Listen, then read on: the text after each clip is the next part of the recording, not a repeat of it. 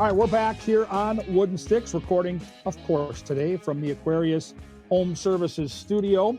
We are approaching fast right now the break for the Four Nations face-off.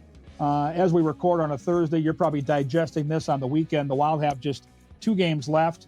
It started out as a great road trip. It finished as a decent, okay, good road trip. They won the first 3. They ripped through Chicago. Big win in Toronto, and of course the emotional night in Montreal. Predictably had a bit of a letdown in Ottawa. I thought they played well enough in Boston in the most recent game. Had 35 shots on goal. Swayman was awesome for the Bruins. I thought Flower played really well for the Wild, and in the end, Boston put together a couple of goals and added an empty netter. And I think if the Boldy chance goes in early, it was a point-blank rebound, grade A look. Swayman stretched out the left pad and stopped it. If that goes in, and the Wild get the first goal. They've been so good at locking things down on the road. Probably a different result, but still in a good position. And the only bad news we have to report now is Lauko is headed to the injured list, and they picked up a young man from Nashville to fill that void. But Brodin and Johansson did return at the end of that trip and looked pretty good. Especially, I thought Brodin played a bunch of minutes, big minutes against Pasternak and some of those top weapons the Bruins had. So the Wild are inching closer to getting healthy. And of course, the break comes at a great time to give Kaprizov a chance to continue his recovery from surgery that, from all reports, as we talked to Bill Guerin and John Hines on this last road trip, went very, very well. So again, if you're a fan of the Wild and you're looking forward to the playoff push, they're in a very, very good position. They're going to have somewhere between a 6 and 9 or 10 point cushion between them and that last playoff spot. And you hope that these last 2 home games go well. I know that St. Paul hasn't been overly kind this year to the Minnesota Wild, but if they can even split these 2 games and come back fresh and ready for battle, it's going to be a fast and furious March. We have 15 games in 31 days in the month of March, and then it's a busy 6 or 8 game stretch at the start of April, and that leads right into the playoffs. So we're getting down to that point of the season. You can start to kind of take a peek at the contenders and make some separations. So that'll be fun. And certainly as we progress with Wooden Sticks here, we're going to have some really cool Wild-related guests. There's going to be some watch parties involved. Stay tuned for all the updates. And again, Talk North on social media, at Gorgomatic21 on social media. I'll have plenty of updates there for you to keep you abreast of that situation. Today on the show, I would call him my best friend. He was the godfather to my firstborn, Katarina, who lives down in Florida now. We've coached together. We've seen hundreds of movies together. We're guys that just love going to the movie theater and all the way through junior high, high school, and beyond.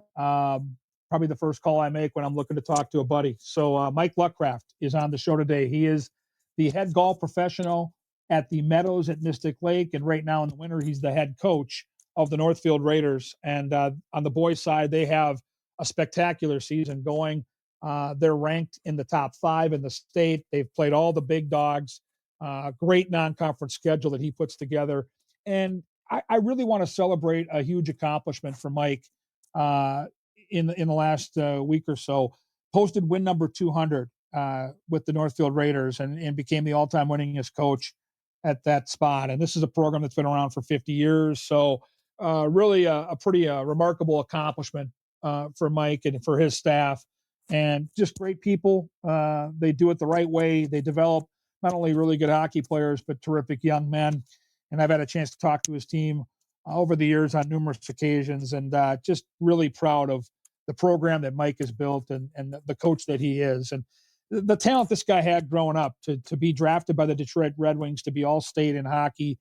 I played 3 years of varsity hockey at Burnsville as an offensive gifted defenseman that could skate the puck. Think of Paul Coffey back in the day with the Edmonton Oilers. That's the type of player Mike was with our team at Burnsville. And back then, I remember at least, 2 of my 3 years at Burnsville, we had double digits in terms of goalies try out, 12 to 15 goalies trying out for 2 varsity and 2 JV positions, 135 kids at tryouts. And, Mike was a guy that made it as a sophomore. That was extremely rare, and led Burnsville to their first ever state tournament.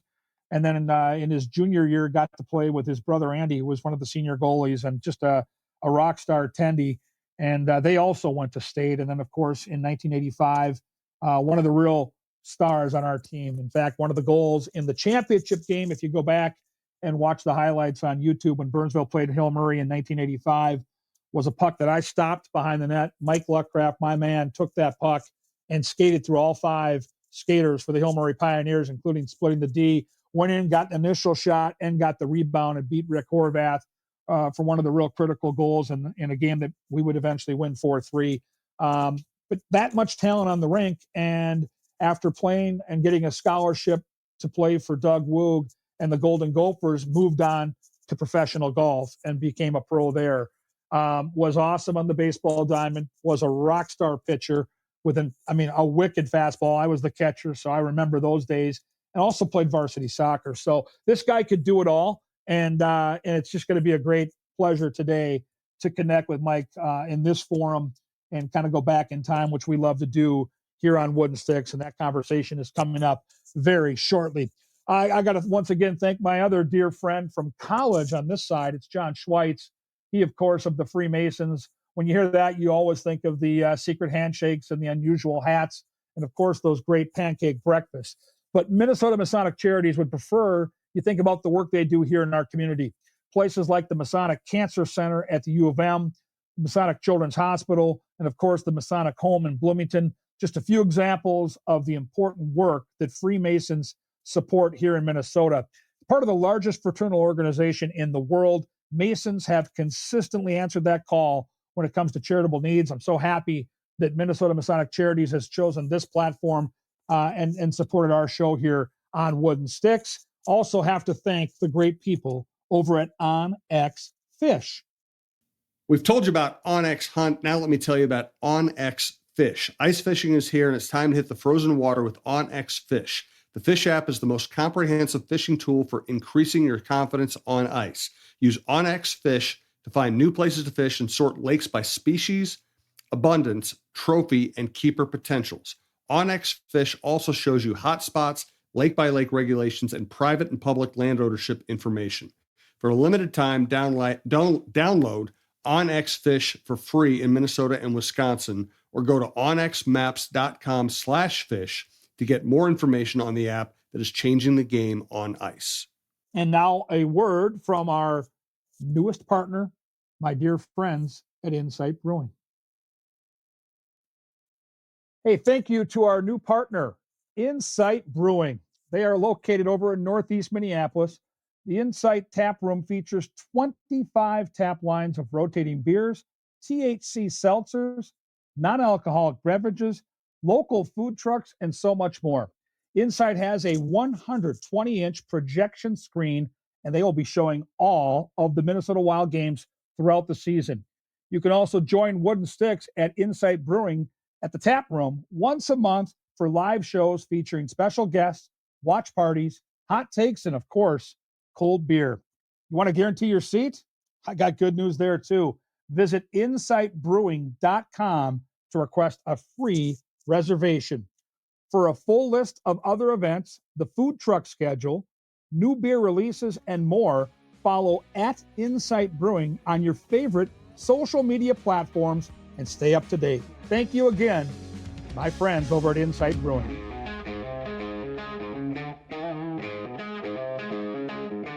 All right, we're back on Wooden Sticks. We are recording from the Aquarius Home Services studio, and very happy to have my dear friend Mike Luckraft join us. Lucky, thanks for doing this on a game day. Oh, appreciate being on. Thanks for having me. Well, we got to start with the big news of the week for Northfield hockey. It was on social media. Very pumped about this. The 200-win plateau and the winningest coach in the history of Northfield hockey. I got to tell you, it caught me off guard because Northfield hockey's been around for decades, and I know this is, I think, 11 years for you. How did it hit you? Yeah, it was unique. I mean, as time has gone on, you don't really think about those milestones.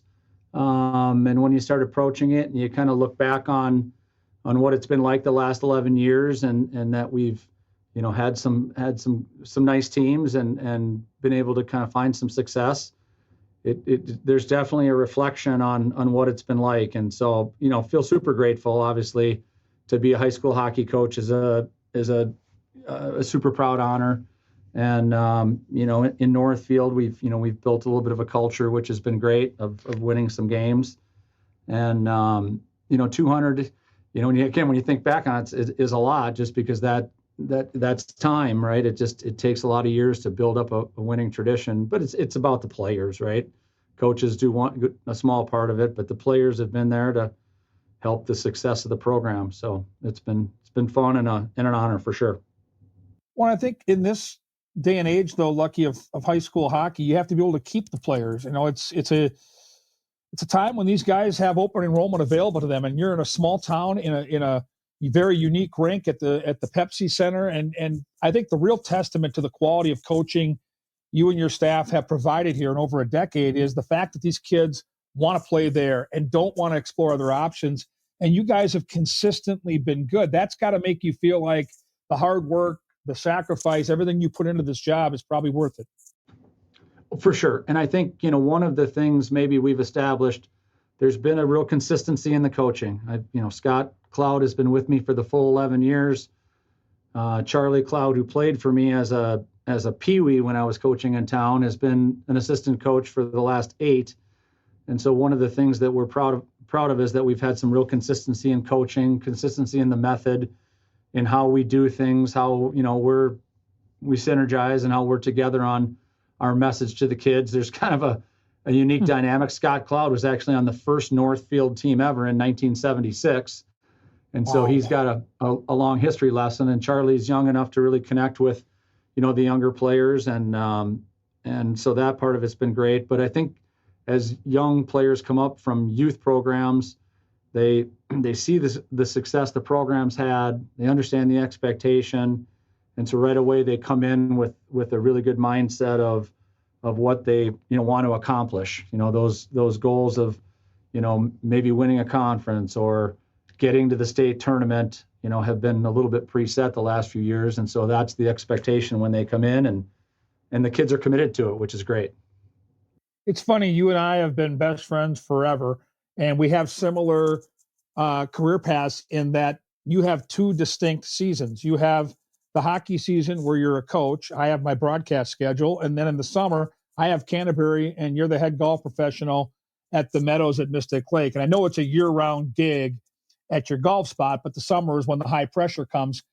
How do you balance out and compare the 2 jobs, Lucky, with being a golf pro all summer and being a hockey coach all winter? Because there really is no break to the anxiety.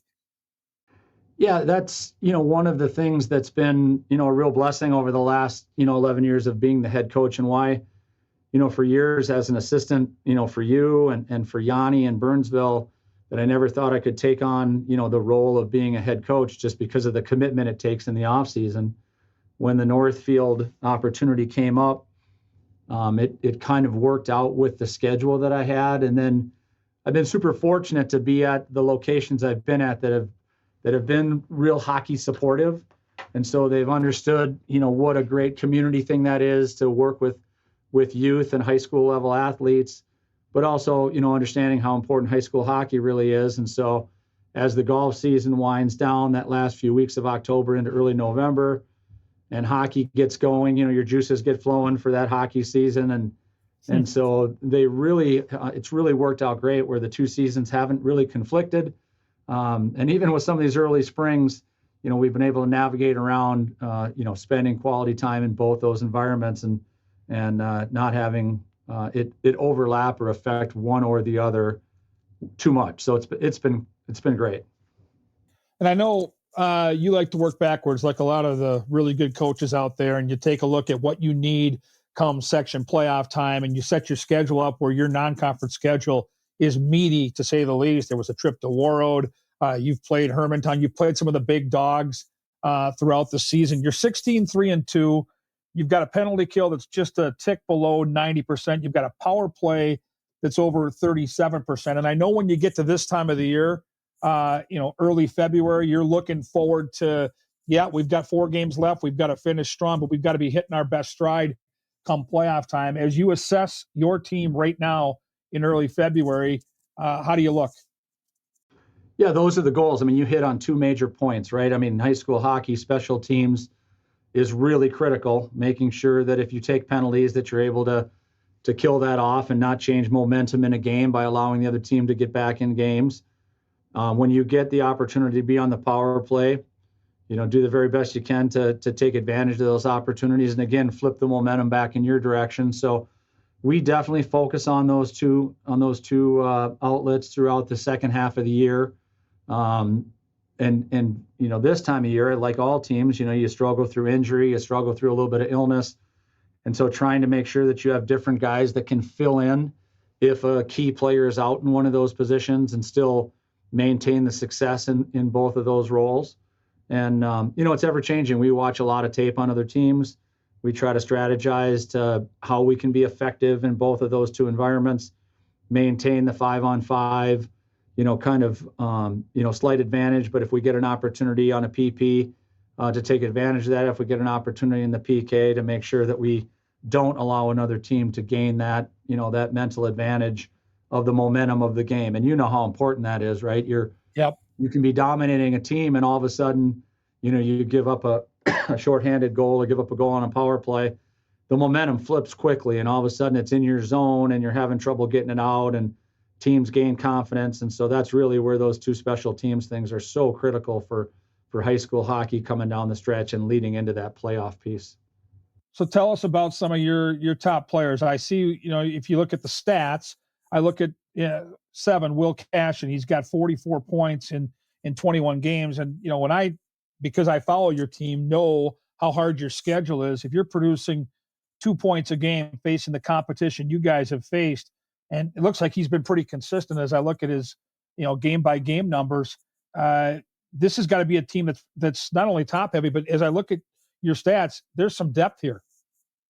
Yeah, that was really the challenge coming in last year. Our top line, all seniors, we graduated 171 points off that top line, plus our top defenseman. And so coming back into this season, we thought it was going to have to be more by committee. We brought back 4 defensemen and our starting goalie, who was all conference last year. And so we really needed support from the back end to be a little bit more offensively minded, and then hoping that those guys coming back up front could really jump into that role, which has really kind of been a key to maybe the team's success, is that those guys are now getting more opportunity and taking advantage of it. Will specifically, he's quick, he's fast, he's elusive, he can make plays. Other guys on our top line have also contributed. Michael Stewart, Griffin Kennelly, those guys have really been impactful. We're getting a lot from the back end. Ben Geiger's a sophomore defenseman who's really stepped up. He's both offensively and defensively talented. His playing his D partner Bridger Riley, again, someone that plays a ton of minutes but is contributing highly offensively. Both those guys play, top power play unit and commit, but we're slowly starting to engage, the second and third line guys into that point piece, which is such a big part to, the depth of being able to play 2 and 3 really good lines, both defensively and contribute offensively. So we're kind of getting what we hoped we could get. We're getting that good goaltending. We're getting our good defensive play, but we're getting contributions from more than just that top line, which is last year what we relied on so much for our success. And it's so funny, you every year when you either play the game here in Minnesota or coach the game, the ultimate is to have a team that has a chance to make it to the state tournament. You guys already have kind of stamped yourself as that type of contender. How do you compare the journey now that you've been doing this long enough, Lucky, as a head coach, to back when you played? And I talked about this in the introduction to our show here today, that when we were at Burnsville, it was the heyday of hockey in that area, and we had 130 people at our tryouts. And if you made the varsity by the time you were a junior or senior, it was an accomplishment. We had great players that never played varsity hockey that would have played varsity in many other programs throughout the state. You were one of the players that played varsity as a sophomore, a junior, and a senior. You were a captain your senior year. How do you compare that journey back to when you were a player and tie that into the journey that your kids have now at Northfield, where you're a contender and you're vital all year long, but the goal is still you got to be at your best when it matters the most.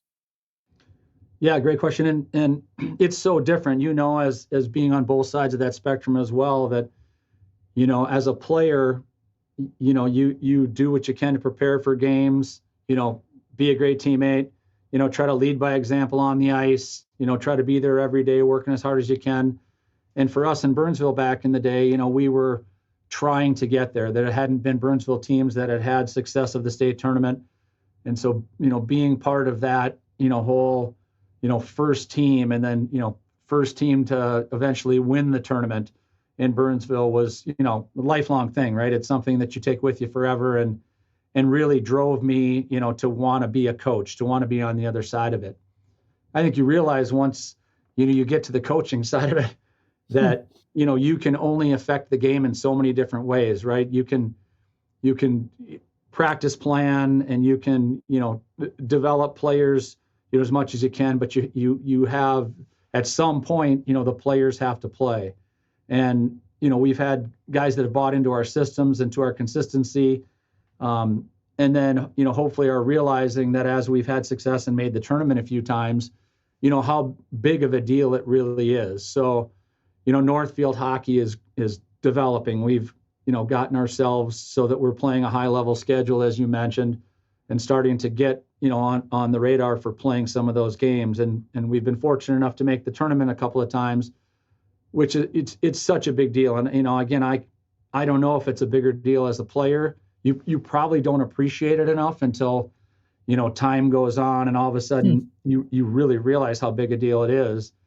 And as a coach, you definitely feel that obligation, right? When you have a good team, you have that goal. This is the end goal for us, and getting to that tournament. And then once you get there, trying to have success, becoming one of those top teams, like a Hermantown, like a Cathedral, like a Warroad that's doing it, year after year after year, and setting yourself up for team success. But I mean, the state tournament in hockey is one of the biggest things in the country, and just that whole atmosphere of being at the X and just the whole treat. I don't know if that's changed in 40 years. You still get those same butterflies, but it certainly has a different feel. Being a player at that time and being part of that and trying to impact that on the ice, and then being a coach and trying to find a way to help guys impact that and have the most success. It still is an unbelievable feeling either way. Yeah, it's funny, Lucky. I've been there as a player. I've watched you there as a coach, and I've been there as a fan, and now as a broadcaster, I've had a chance to work some state tournaments. It's still magical. Like it hasn't lost any of that. I think we digest it differently now because, we're old, right? You mentioned the 40 years since we had our state championship. And back then there was no cable TV and no cell phones and no internet. So really it was on a bigger stage, no question about it. But you still walk in that building in March every single year. The bands are going, the kids have the face paint on, the atmosphere is nuts. Like you walk around St. Paul, it is still just as awesome and just as magical as it ever was. Well, 100%. And that's where it's hard to try to kind of explain what it is, right? You want kids to be able to experience that, especially, when you have special players. You want them to get on that stage and get in front of, the state to kind of showcase your program and show everybody, not only your community, which is a huge deal, right, to growth and development of your program, but to show, the teams around the state, just what your program is all about. And so that's why it's such a big deal. I mean, you train for it, you plan for it, you motivate kids to try to understand, but until they actually get there and they can experience it, it is an undescribable experience. So fortunate that we've been able to do it, and are hoping to potentially be back there again. So yeah, it's fun. Well, it's going to be great to watch. I can't wait to see you guys play later this year. I'm going to come to the game when you play Delano to close out the regular season and try to get to some section games if my schedule allows it.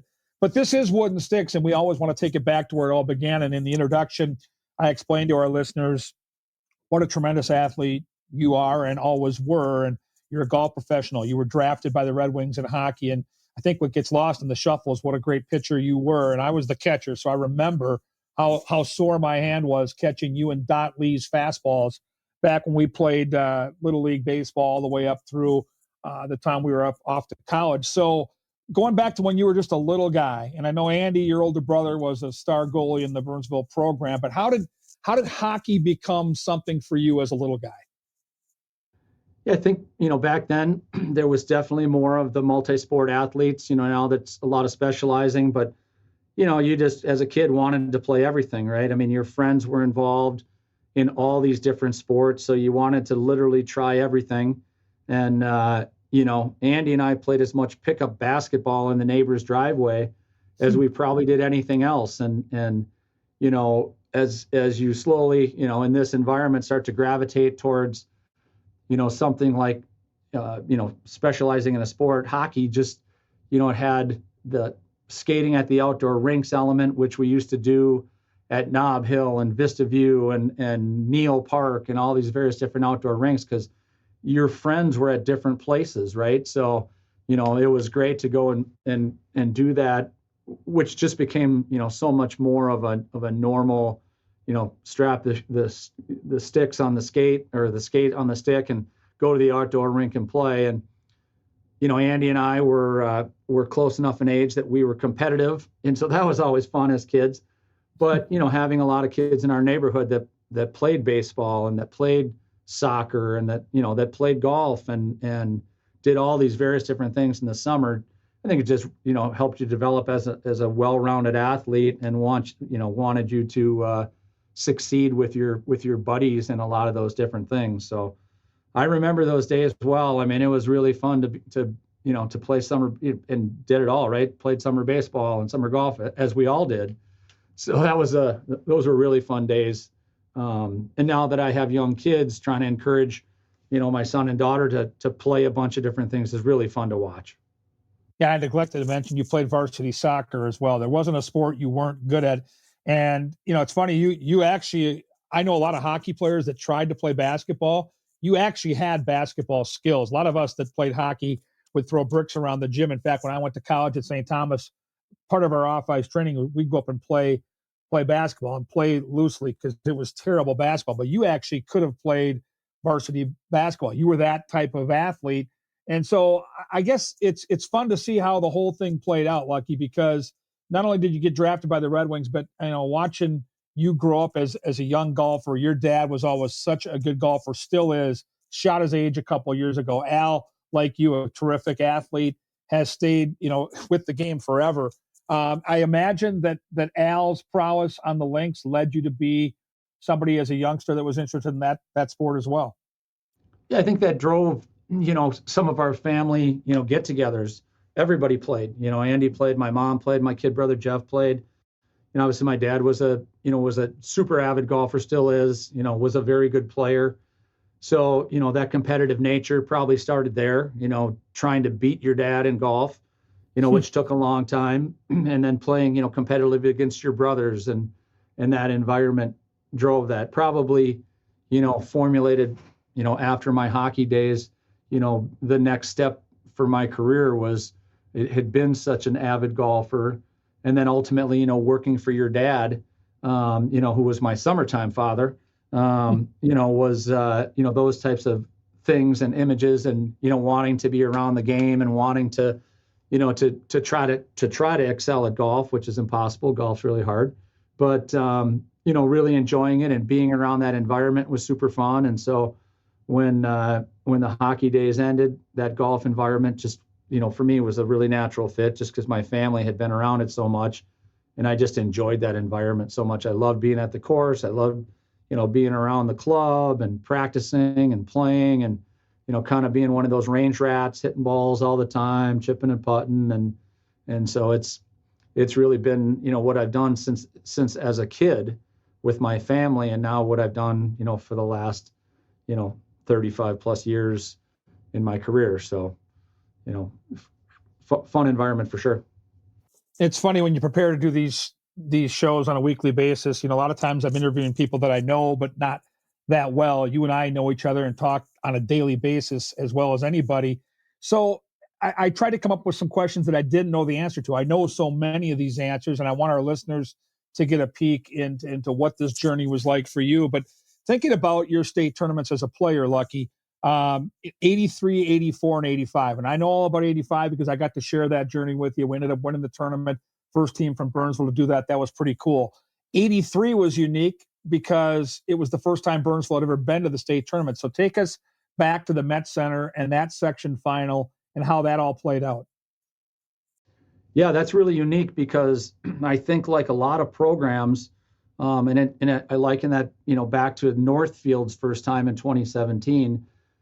I think in Burnsville in 83, we had beaten Rochester John Marshall in the regular season like 7-2 and felt super confident about that going into that, that section final. With both Mayo and JM, being such powers back then, and getting over that hurdle is such a big deal, right? The Met Center has that feel like the XL Energy Center does, where it's no doubt, super intimate building with a lot of, people, because there wasn't, that environment back there was crazy. There wasn't, youth girls hockey at that point. So boys hockey had a lot of focus on it. The games were so highly contested, but getting into that section final, we were down, and we had a player named Todd Okerlund on our team who really led Burnsville all the way through, and Todd just was not going to let Burnsville lose. They had lost in the section final the year before, and I just remember how adamant he was, going up and down the lineup, on the bench about just driving guys to push through. And, eventually won a 1-goal game to get to the first Burnsville State tournament. So it was that, humongous relief as a program to finally break through that, that getting to the tournament hurdle. And I think it freed us up. We got to the tournament and played International Falls in the first game. Had a 4-0, pretty comfortable first time in the tournament win, which is pretty unusual. When you get to the tournament the first time, there's a lot of, kind of big lights and kind of acclimate to that whole environment, but really had a good game. And then the second round game was, back then at least, kind of a legendary game. We were playing Columbia Heights, with Reggie Miracle in goal and all the talented players they had, Tom Palkowski and that whole crew. But really the highlight of that game was getting a penalty shot, in a tied game, midway through the third period and scoring. Dave McNulty scored, the penalty shot goal. And then we got a couple empty netters to ice that game. And then getting to the finals against Hill Murray, which ultimately started this trend of Burnsville Hill Murray games. Unfortunately we lost that game. And unfortunately, one of the things I remember about that was I was on the ice when Hill Murray scored, the goal fairly late in that game. Yes. To take a 4-3 lead and ultimately win the state championship 4-3 over Burnsville. I think it really drove us as a program. We've experienced it now. We want to get back. And we had this alignment now with Hill Murray, which we ended up playing, I think, each of the next 4 years in the state tournament. So, or each of the next 3 years, 4 years in a row, but each of the next 3. So that was, it certainly is a learning experience. That getting over that hurdle is a huge part of the growth of that program. Of course, then Burnsville went on to state tournaments for the next 4 years and ultimately winning the tournament twice and losing in the championship game twice over that 6-year period. So there was some real some success in that program that drove Burnsville hockey for sure. And then the 84 tournament was extraordinary for the Luckraft family because Andy was the starting goaltender, and I remember vividly being at that section final game, and that had to be for your mom and dad and for Jeff, your brother, and for obviously you and Andy to experience that together, top of the mountain section final, Met Center, that dream to come true. That had to be pretty cool too. Well, how far we've come, right? What foreshadowing was done, because back then Apple Valley couldn't have been a bigger rival, and to get them in a section final and have that game, be for that ultimate prize. And of course, play with your older brother and be able to experience that, as a family was incredible. But to win that game and get back to the tournament, unfortunately, that tournament didn't go quite as well. It was a unique environment back there because the Lake South Conference was so strong that through that run, the only way that a Lake Conference team got knocked out of the state playoffs was by another Lake team. So losing to Bloomington Kennedy in the first round, and then ultimately Edina beating Kennedy in the state championship was how that 1984 season ended. But great, lost in the first round, beat Hill Murray in the consolation semifinals, and then kind of lost an epic game to Roseau, 9-8. One of the craziest high school games I've ever seen, Lucky. Yeah. And people don't understand, like our listeners have to know this. Every game at the state tournament in that era was on TV. So what we're talking about is a consolation championship with the Roseau Rams and the Burnsville Braves on a Saturday at lunchtime that everybody is watching. It isn't over at Mariucci. There is no, consolation game not on TV. Like this was on, and WCCO carried the game. And it's a 9-8 hockey game with all those legendary players on the ice. You think how people don't forget. I just was talking with a guy when we were up in War Road that was on the Roseau team, and that he's told me in this conversation that he remembered the game vividly, and that he said if there was replay back in the day, David Drown's game-winning goal in double overtime probably would have never counted. And I just kind of chuckled and said, please don't tell my older brother that. I think he's had a nightmare every night since. So, those things happened back then, and it was an epic game. And we had a 7-3 lead going to the third period of that game, and somehow, couldn't seal the deal. But, great experience for sure. And to do it with my brother and back in the Burnsville days was just amazing. Yeah, it set it up for 85, and the revenge game against Hill Murray, and it's so ironic because the longtime legendary head coach at Hill Murray was Terry Skripek. He would eventually end up being my college coach at St. Thomas, and then this is your third tournament. Like I just it's hard to explain because nowadays this does happen, but this never happened, especially at Burnsville back in the mid 80s when this program had so much depth to it. So by the time you get there a third time, this whole year that we had together, we were top ranked. We had milestones along the way. Willard Eichela passed away a few weeks ago, and I remember vividly, Lucky, our game at Braemar, the first Burnsville high school team to win a game on their ice. I mean, it was one of those years where it all just seemed to come together. Yeah, I mean, certainly there was an expectation coming into that year, and we had such a great team.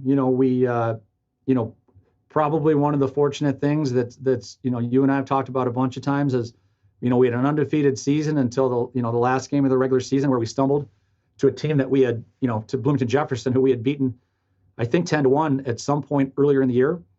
Yep. That probably reset the focus for the team throughout the playoffs. But again, that section final, which can, go in so many different ways, was just an absolute battle. And, kind of sneaking past, a very pesky Rochester John Marshall team and getting to the tournament. And then, as you remember, that the game before us was the 4 overtime game with Minnetonka and Bloomington Jefferson, which, the high school league's policy of not starting any game after midnight had that game tied so that we could play Bemidji, who was also, I think number 2 in the state, and, just had a crazy, maybe a 1-loss record. So there was a lot going into that game about, this game, was going to be a really highly contested game and ultimately could be, like a state tournament preview. But back in the day, the sections were pre-slotted of who played in the tournament, of course. And then Jefferson wins really quickly the next morning. So we get Jefferson that night and have a nice, 4-1 win in that game to set up, that state championship game and a little bit of that, revenge game with Hill. Yeah, it was something. And, I remember walking out of the rink after that first game, and it was close to 2:00 in the morning. It was such a an abnormal schedule. George Palawa was on that team. He was a tremendous hockey player. He had 2 goals in that 5-3 win for us. And then I think the wake-up call we got against Jefferson mattered because we beat them pretty easily in the semifinals, and then they had that classic game with Hill Murray in the championship game. Tom Osiki had such an impact on all of our lives, and we got together recently to celebrate 40 years. And I know you and Tom see each other on a regular basis, especially in the summer.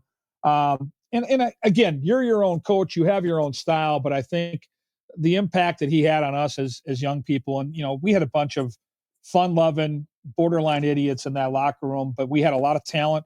We had a lot of passion for the game. And Tom was able to cultivate that and get us all focused on what really mattered.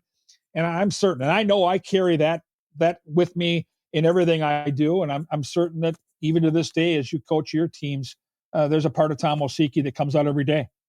Oh, I think about it all the time. I mean, probably fortunate going into high school hockey. He, for you and I, was our youth coach in a lot of things. Baseball coach. He was my soccer coach at one point. And so, I knew him, like I know some other friends' parents, and I had always had a ton of respect for him. And, as I've thought a lot about his coaching strategy, and, he was intense, but he was very level-headed. He wasn't, someone who was screaming at players a lot. He had a very calm and consistent message. He was very confident. He established that confidence in his team, gave us the ability to go and play. And I think about that a lot, as I'm coaching, what ways to strategize about, in certain situations, and how he overcame, right? I mean, there was, that's what we've been trying to do with our program, is try and find ways to overcome and take next steps. And, when I get a chance to talk to him, he's always so impactful. I mean, he's, such an, smart, he's a friend, but he's also such an intelligent person when it comes to talking about hockey and talking about players and talking about how to, the respect. And that's what it really was, is, as a person, as a coach, I just have so much respect for him. So, appreciated him as a coach and what he taught me and you and all of those Burnsville guys, and, what it took back in the day to win a tournament. Yeah, I think the secret sauce, when I think of Coach Osiki, all these years later, and having just recently seen him at a high school hockey game and seen the twinkle in his eye in that building that night, the passion he has always had, the love he has always had for the game, and playing the game and approaching the game the right way, it's never left him. Like, he's in his mid-80s now, and it is still right there with him. And I think when you play for coaches like Tom, that there's a bit of that passion that's passed on. And I think a lot of us still are around the game, working in the game, and it's not a mystery to me that passion he had for the game came out every single day. And I just look back at the time we had in that locker room as sacred time with Coach O. Yeah, I mean, I think he let us, he knew a lot of us, obviously coached a lot of us in other sports. He let us be kids, which, was great. I mean, that's part of it, right? You're still a young man, growing, and it's fun. That's what hockey's supposed to be, is fun. But he was, specific about what he wanted, from his players, and it was a great message. And I learned a ton from him, not only as a young man, but as a hockey player. And I definitely take, those life lessons into, my coaching strategy, and how I, try to show respect for my team and for my players, and hope they appreciate, me as a coach as they go on in life, and that I'm there for them as he is for you and for me. And if we ever need anything, and it's awesome. So appreciate everything he did, for sure. Yeah, what a blessing. All right, we've come to the end of the show, the hat trick hot seat. I've got 3 questions, and I truthfully, as well as I know you, and as long as we've been tight, I don't have the answers to these questions. And so I am very excited to hear what you have to say for each of them. There's no wrong answer. It's just, here we go. Number 1, Lucky, your all-time favorite sports movie. Like me, you love to head to the movie theater. So I'm curious what your top 1 is for sports movie. Well, this is going to be odd, only because I never even thought about wrestling, but my favorite movie of all time is Vision Quest. Yes. Yes. Oh my God. That's awesome. I love that movie. Good old Matthew Modine. Yep, I've watched it 100 times and could watch it 100 more. Love the theme of that movie. Our producer, Alex does an awesome job. Had a date night a few weeks back, and he asked for a movie that was off the radar that I could recommend that his significant other, his sweetie pie, had not seen probably. And so I went deep, and I went with that movie. It's one of my all-time favorites. I'm torn when it's specifically sports movie between that movie, a movie like Seabiscuit, Miracle. There are so many good ones, but it's right up there for me. You've played golf all over the world. So question number 2 on the hot seat is the best golf course that you have ever played. Ooh, great question. Played quite a few good golf courses in Arizona and Florida. Haven't really traveled outside the U.S. I mean, those bucket list courses I've been fortunate enough to have been to Augusta a couple of times. So that's obviously top of the bucket list. I don't know if I have a favorite locally. Hazeltine, obviously because they host majors, is always, something as a kid I got a chance to play a few times, and so that's always been highly regarded. I like, when I get down south to play, some of the Troon courses. There's some great golf courses, in that Florida area. But have you played Pebble Beach? I've not played Pebble. Again, that is high on that bucket list for sure, and I'd love to get over to to Ireland or Scotland and hit on a few of those courses, which I do have a plan for that, but has not come to fruition yet. So to be determined. I love it. Okay, and the last one, and I'm sad that I don't have the answer. And maybe we've talked about this and I've forgotten it in my old age, but I want to know, Lucky, the first concert you went to. I want to know the band and I want to know the venue. First concert, because I probably saw him about 5 times. Don't ask me why, because I'm not a heavy metal guy, but I saw Motley Crue in South Carolina on a couple different occasions. Motley Crue, believe it or not, Guns N' Roses opened for Motley Crue one time, and of course they're a legendary band that stands on their own. And a band called Faster Pussycats opened for Motley Crue. Saw both those with a bunch of college knuckleheads down in South Carolina, in Columbia, South Carolina. So those were, 2 legendary concerts. But that's not my scene. I'm not a heavy metal guy, but I certainly enjoyed those concerts. That was fun. Somewhere, Greg Redrude and Rick Fashing, our dear friends, are smiling as they listen to the show today. So that's good stuff. And I wouldn't have got that. My first one was Bryan Adams warming up for Journey, early 80s at the Met Center. And I'll never forget it because, like for all of us that grew up in that era, it was on the precipice of MTV when they actually showed music videos all day and not this reality crap they show now.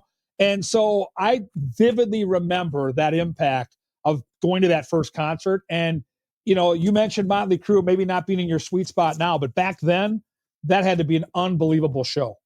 Well, Tommy Lee did the upside down drummer thing, which, is crazy, right? They had, some kind of an elevator system, which got him upside down, and he was still, going 100 miles an hour, throughout multiple songs upside down. It was just crazy. But yeah, the technology in that has gone absolutely crazy. So now I'm more of a Styx guy, little pieces of it. All right, Lucky, I got to let you go. It's game day. I'm going to wish your team good luck tonight. Can't wait to watch you guys play here later this month. And truthfully, I'm really looking forward to seeing what you guys can do come playoff time. If you're out there and you're a fan of high school hockey, give the Northfield Raiders a peek. I've got a really strong feeling that they're good enough to make a run, not only to get to St. Paul, but make something happen when they get there. So I really do appreciate you taking time out of your schedule to be here today. Oh, appreciate the support as always. You've been such a great friend and great supporter of Northfield hockey. The boys, the program appreciates it. So we'll do our best. Hopefully we can have a great little run here and be great to get back to St. Paul if that's in the cards for us. That is the great Mike Luckraft today here on the show. We're back to close it out here on Wooden Sticks on the Podcast Network.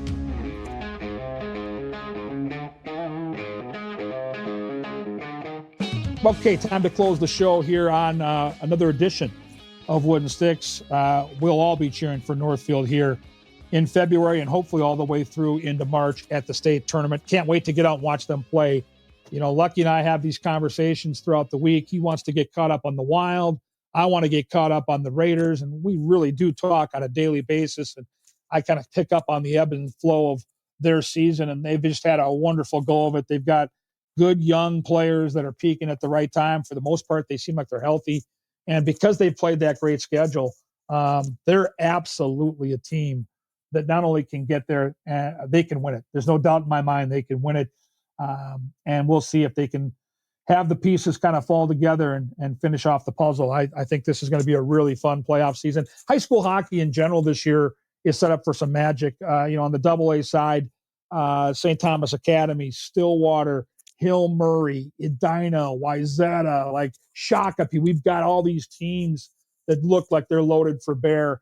And if you haven't got out yet, this is the best time of year to go watch high school hockey here into February as the last couple of games of the regular season set up those epic battles come section playoff time. We'll continue to try to get some great guests along the way and leading into that state tournament, which this year I believe is the 5th, 6th, 7th, and 8th of March at the XL Energy Center. Wild, with just a couple of games left, as you digest this podcast, just know that we're going to have some big news coming here later this month, maybe some watch parties and some special Wild-related guests here on the show. And as always, I got to thank my guy, Andrew Height.